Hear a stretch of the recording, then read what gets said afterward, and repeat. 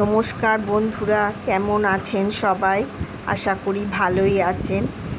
আজ আমি বানাবো আমের টক মিষ্টি আচার, গুড় আম।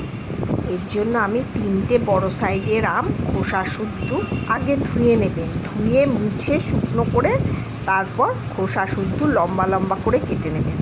আমটা দেখবেন একটু যাতে আঁটি হয়েছে, ওই রকম শক্ত যাতে হয় সেই রকম আম নেবেন। একদম কুচি আমে কিন্তু এই গুড় আম ভালো হবে না।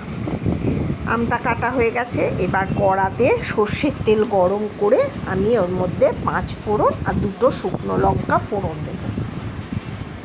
ফোড়নটা যখন ভাজা ভাজা হবে, সুন্দর গন্ধ বেরোবে, একটু নাড়াচাড়া করে তখন আমি ওই আমের টুকরোগুলো এর মধ্যে দিয়ে দেব। আমি আমটা কিন্তু খোসা শুদ্ধই রেখেছি, আপনারা ইচ্ছা করলে খোসা ছাড়িয়েও করতে পারেন, তার জন্য স্বাদের কোনো হেরফের হবে না। তবে খোসা শুদ্ধ থাকলে আমটা ছেড়ে যাবে না আর কি, নাড়তে নাড়তে গুড়ের সাথে মিশে ভালো করে মিশিয়ে নিতে হবে। ফোড়নটার সাথে নাড়াচাড়া করে একটু ভাজা ভাজা করে নিতে হবে। আমার এই আচার যদি আপনাদের ভালো লেগে থাকে তাহলে আমার চ্যানেলটা একটু সাবস্ক্রাইব করে দেবেন। আর আপনারা এইভাবে আচার বানিয়ে খেয়ে দেখবেন, কেমন লাগে আমাকে কমেন্টে জানাবেন। ভাজা ভাজা হয়ে গেছে।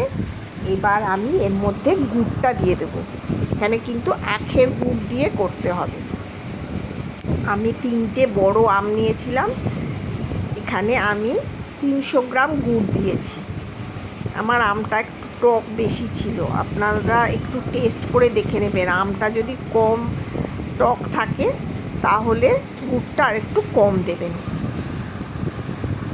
গুড়টা ভালোভাবে নাড়াচাড়া করে যখন গুড়টা গলে যাবে তখন ওটাকে ভালো করে আম দিয়ে ফোটাতে হবে। এটা কিন্তু সমানে নাড়তে হবে। এর মধ্যে আমি নুন দিয়ে দিলাম অল্প। না নাড়লে না গুড়টা নিচে ধরে যাওয়ার ভয় থাকে। নাড়তে নাড়তে গুড়টা গলে দেখবেন খুব আমের সাথে একদম ফুটতে শুরু করবে। গ্রীষ্মের দুপুরবেলা এই আচার বসে বসে খেতে দারুণ লাগবে দেখবেন।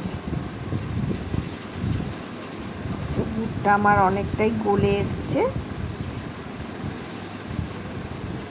এবার এই আমের সাথে কিছুক্ষণ ফুটবে, একটু খুন্তি দিয়ে দেখে নেবেন আমগুলো নরম হয়েছে কিনা। গুড়টা ভালো করে ফুটে উঠবে যখন, তখন এর মধ্যে আমি 1/2 চামচ লঙ্কার গুঁড়ো আর 1/2 চামচ হলুদ গুঁড়ো দিয়ে দিলাম।